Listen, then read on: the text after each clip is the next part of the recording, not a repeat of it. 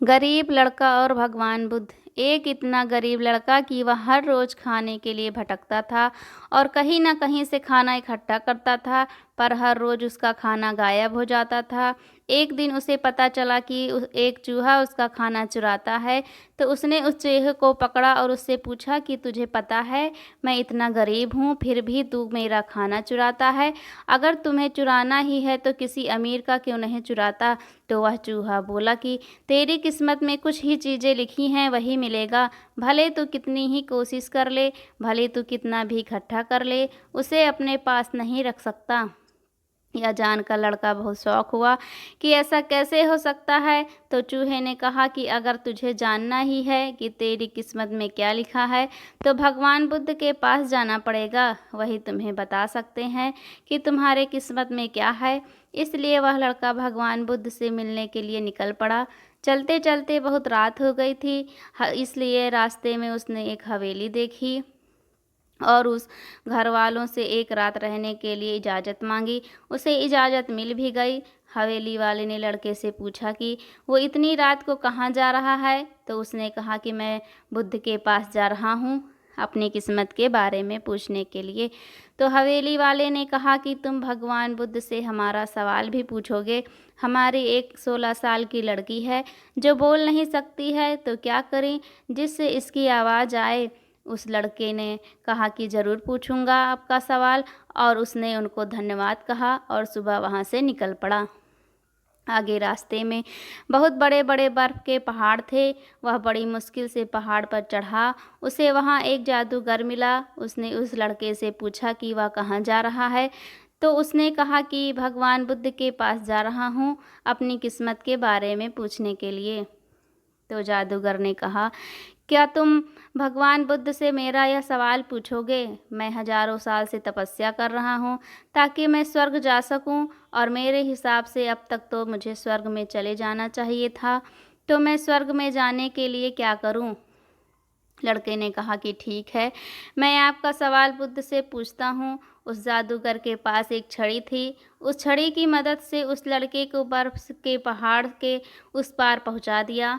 तब वह आगे बढ़ा तो उसके सामने बहुत बड़ी चुनौती थी। वहाँ बहुत बड़ी नदी थी जो वह खुद नहीं पार कर सकता था। तभी उसकी मुलाकात विशालकाय कछुए से हुई। कछुआ उसे लेकर जाने के लिए तैयार हो गया। फिर कछुए ने भी उससे वही सवाल पूछा, तुम कहाँ जा रहे हो? तो उसने सब बताया। तो कछुए ने भी एक सवाल पूछने के लिए कहा, मैं 500 सालों से ड्रैगर बनने की कोशिश कर रहा हूँ, पर अभी तक नहीं बन पाया, तो मैं ऐसा क्या करूँ जिससे मैं ड्रैगर बन जाऊँ? लड़के ने कहा, मैं आपका सवाल ज़रूर पूछूंगा। कछुए ने लड़के को अपनी पीठ पर बिठाया और नदी के उस पार पहुंचाया। आखिरकार लड़का भगवान बुद्ध के पास पहुंच गया। वहां बहुत सारे लोग थे। बुद्ध ने कहा, एक व्यक्ति के केवल 3 सवालों के जवाब दूंगा।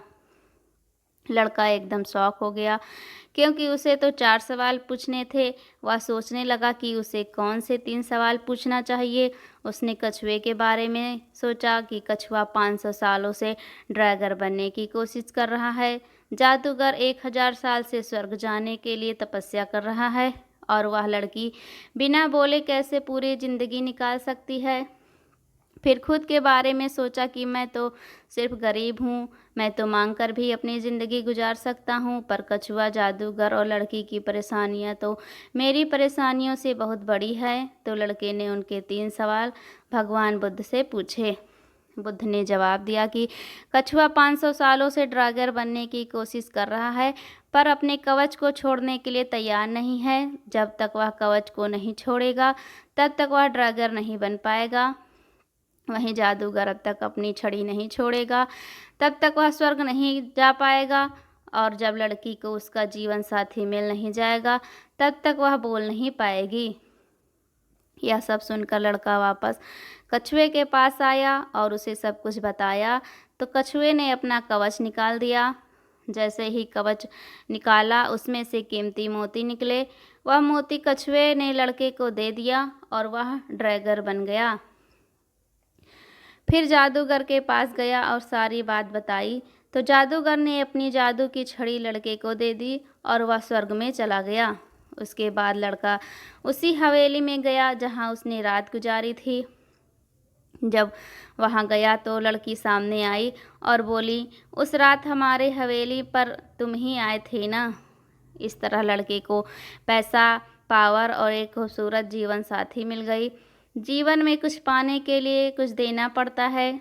जब जादूगर ने छड़ी दी तो उसे स्वर्ग मिल गया। वैसे ही जीवन में कुछ बड़ा करने के लिए अपने कंफर्ट जोन से बाहर आना होता है। पानी की जहाज सबसे ज़्यादा किनारे पर ही होता है, पर जहाज किनारे के लिए नहीं बना है, वह भी समुंदर में लहरों को चीरते हुए आगे बढ़ने के लिए बना है। इसलिए जीवन में कुछ बड़ा करने के लिए रिस्क तो लेना ही पड़ेगा। और अगर आपको लगता है कि आपके जीवन में प्रॉब्लम बहुत सारी हैं, तो ज़रा एक नज़र डालिए उन लोगों पर जिनके पास रहने को घर नहीं है, खाने को रोटी नहीं है, कोई देख नहीं सकता, कोई चल नहीं सकता, कोई बोल नहीं सकता। क्या आपकी प्रॉब्लम उनके प्रॉब्लम से बड़ी है?